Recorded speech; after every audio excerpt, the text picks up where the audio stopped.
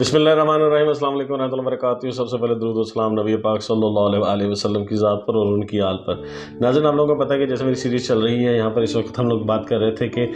जो ज़मानत है, ज़मानत के हवाले से मैंने लास्ट जो मेरा लेक्चर आया था, उस लेक्चर में मैंने आप लोगों को अबूरी ज़मानत के बारे में बताया था कि अबूरी ज़मानत में जो मामला है उसमें किस तरह से आप लोगों ने चलना है और उसमें आगे चलकर आप लोगों ने जो उसमें रिकॉर्ड तलब करवाना होता है दफ़ा 173 के तहत, ठीक है, जिसको हम लोग चालान कहते हैं। अच्छा, ये तो प्रोसीजर हो गया अबूरी ज़मानत का। मैंने अब आपको इसके साथ साथ साइमल्टेनियस कंट्रास्ट में बात करते हुए मैंने आप लोगों को बताना कि इसी में ही अब हम बात करते हैं कि पोस्ट अरेस्ट बेल, यानी कि बाद उस गिरफ्तारी में हम लोगों ने प्रोसीजर क्या अपनाना होता है। जब कोई शख्स किसी भी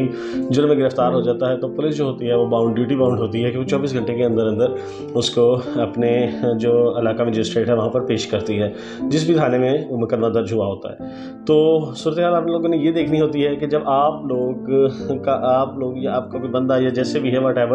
कोई ABC शख्स है वो अरेस्ट हो गया है और वो फलां थाने में इस वक्त गिरफ्तार है, जब जिस दिन वो गिरफ्तार होता है उसे 24 घंटे में उन्होंने पेश करवाना होता है। अब आप ये देखते हैं कि वो 24 घंटे में पेश नहीं करवा रहे और FIR भी हो चुकी हुई है और FIR आप लोगों के पास आ चुकी है, क्योंकि हर थाने में फ्रंट डेस्क बने हुए हैं। आप वहाँ से जाकर FIR ले लेते हैं। FIR आने के बावजूद भी आपका मामला जो है वो बंदा पेश नहीं हो रहा है, तो इसमें ये होता है कि बाज़ का बंदी नहीं डाली होती या पुलिस वालों की 100 तरह की इसमें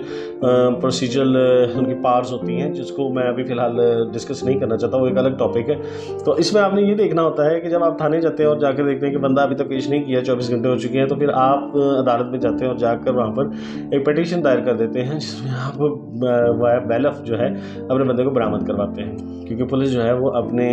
कानून के मुताबिक काम नहीं कर रही होती है। तो ऐसी सूरत में फिर आपका बंदा बरामद हो जाता है और फिर आप उसके आगे बेल के प्रोसेस में चले जाते हैं। और दूसरी सूरत ये होती है कि जब पुलिस उसको बंदे को इलाका मजिस्ट्रेट के सामने 24 घंटे के अंदर पेश कर देती है, तो फिर आप वहाँ पर जाकर उसकी जो है बेल के सिलसिले में आगे चलते हैं। बाज़ का ऐसा होता है कि कुछ जुर्म ऐसे होते हैं जिसमें पुलिस रिमांड मांगती है, ठीक है, जहाँ कानूनी तौर पर 14 दिन का रिमांड होता है, लेकिन हमारे प्रोसीजर में उसको 2 दिन का, 3 दिन का, इस तरह से शॉर्टली रिमांड दिया जाता है, ठीक है। तो यहाँ पर आप क्या कहते हैं कि आपके वकील साहब जाते हैं और जाकर वो उस रिमांड को कैंसिल करवाते हैं और जाकर उनको कोशिश करते हैं कि इसको रोका जाए रिमांड को और इसको जो है कि जुडिशल करवाया जाए और उसके बाद फिर बेल का प्रोसेस जो है इख्तियार किया जाए। तो अगर कुछ जराइम में वैसे रिमांड वगैरह का मामला तो नहीं होता है, जैसे कि कोई हवाई फायरिंग का मैटर हो गया, कोई काइट फ्लाइंग का हो गया, ये जो दफ़ा 44 के हवाले से जो हम लोग कहते हैं, ऐसे कोई मुकदमात होते हैं, तो उसमें तो ये मामला नहीं होंगे। लेकिन आप लोगों ने इस चीज़ का ख्याल ज़रूर रखना है कि उसमें जब आप बेल में जाते हैं तो उसमें आपने ये देखना है कि पुलिस ने क्या दफ़ात लगाई हैं, उस दफ़ात को देखना है आपने। जो क्रिमिनल प्रोसीजर होता है उसमें आपने चेक करना है कि जो हमारी कोर्ट है, यानी कोर्ट हमारे कानून की ज़ुबान में किताब को कहा जाता है, आप लोगों ने इसमें ये देखना है कि ये बेलेबल है, नॉन बेलेबल है, कंपाउंडेबल है, नॉन कंपाउंडेबल है, इसका शेड्यूल क्या है, ये कहाँ पर इसको परसू किया जाएगा, ये सारी चीज़ें जो है आपके वकील साहब ने इस चीज़ का तयन करना होता है। जब आप लोग इस बेल में जाओगे तो उस बेल में जाकर फिर आप उसको कंडेम करोगे, उसको रोकोगे, उसे काउंटर करोगे, उस अदालत में जाकर अपनी दलील दोगे और उस बंदे को वहाँ से बरी करवाओगे। बरी करवाने के बाद फिर आप उसमें भी श्योरिटी बॉन्ड, जब जैसा ऑर्डर पास कर देते हैं इलाका मजिस्ट्रेट, जब आपको ऑर्डर पास कर देते हैं कि ठीक है जो है ज़मानत जो ग्रांटेड हो गई है, बेल इज़ ग्रांटेड, तो देन फिर आप क्या करते हैं कि तो सबसे पहले उसकी अटेस्टेड कॉपी लेते हैं। ग्रांटेड होने के बाद भी मेरा वही वाला मकसद, वही बात पुरानी वाली मैं आपके सामने रिपीट कर रहा हूँ जो मैंने पहले लास्ट लेक्चर में रिपीट की थी, वो ये थी कि आप उसमें पुलिस रिपोर्ट ज़रूर तलब करवाएं, अपने वकील साहब को कहें कि एप्लीकेशन मूव करें अदालत में और पुलिस रिपोर्ट तलब करवाएं। और पुलिस रिपोर्ट जो चालान बनकर आता है, जिसको हम 173 की रिपोर्ट कहते हैं, उसमें वो उस चालान को फिर आप जो है कंटेस्ट करें अदालत में, उसको भी कोशिश करके, अगर वो कंटेस्टेड केस है तब भी, अगर वो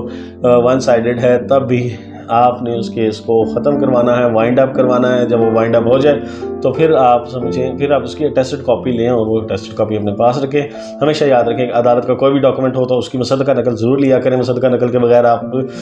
जो है वो उस चीज़ को काफ़ी नुकसान में जाते हैं, लेकिन आप इस चीज़ को समझते नहीं हैं। लेकिन हम लोग हमेशा ये बताते हैं कि अपने जो भी आपके अदालती कागजात होते हैं, जो पब्लिक डॉक्यूमेंट जो अदालत के वाया होकर आते हैं या अदालत